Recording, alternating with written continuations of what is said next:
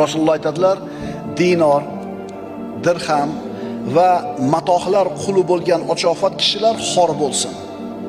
Agar dunyo berilsa rozi bo'ladi, berilmasa rozi bo'lmaydi. Ya'ni namoz o'qib roza tutadi, dinni mahkam ushlaydi, ishlari tekis bo'lsa. Agar ishlar ozgina xiralashib qolsa, o'sha johiliy hayotga nima qilaveradi? Qaytib olaveradi. Demak, banda shahvatlarining quli bo'ladi. Ana shu shahvatlar insonni ustida hukmronlik qilishga harakat qiladi. Agar shahvatiga qul bo'lib qolsa inson, ana shu shahvati nima desa, o'shani qiladi. Ammo al-vajd martabasiga yetgan bo'lsangiz, shahvatlaringiz hech qachon ustingizda hokim bo'lmaydi.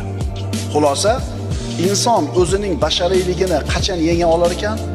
O'zining nafsini qulligidan ozod bo'la olsa. Agar nafsini qulligidan ozod bo'la olsa, eng oliy martabaga erishadi. Eng oliy martaba nima?